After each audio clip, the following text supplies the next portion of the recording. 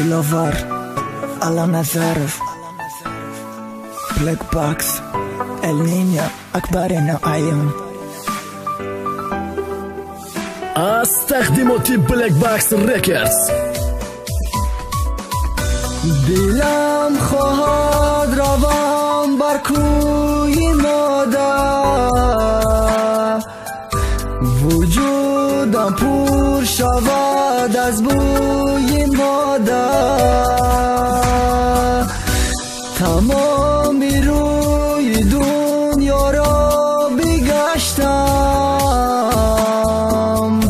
ندیدم روی خوش جز روی مادر. خدای پاکی من بشنو تنین التجایم را، برای عزت مادر اجابت کن دعایم را.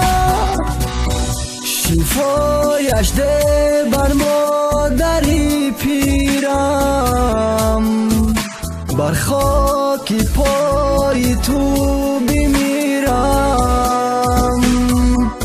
مادر مهربانم، فرشته آسمانم، قوت تمام هستی و نفس جانم، لرزه بدنم، عشق پاک شیرینت. وقتی دیداری فرزندت ای لحظه های بهترینت، یگانه روی عالمی هستی ما، دستگیری ما، پناهی ما، لحظه دپستی ما.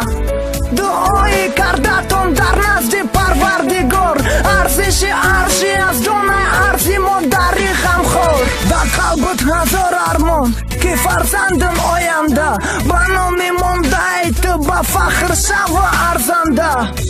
امیدی زیستن خوشبختی را بخشیدی، در شبای تاری ما روشنی بخشیدی. مادر مادر مادر مادر، سرنامه شمع گفتنی ای کلمه جلوگر. مادر مادر مادر مادر، سرنامه شمع گفتنی ای کلمه جلوگر. دلم خواهد روم بر کوی مادر، وجودم پر شود از بوی مادر. تمام روی دنیا را بگشتم، ندیدم روی خوش جز روی مادر. خدای پاکی من بشنو تنین التجایم را، برای عزت مادر اجابت کن دعایم را. شفایش ده بر مادری پیرم، بر خاک پای تو بمیرم. ثبت آواز با صفت بلند از استودیوی بلک باکس.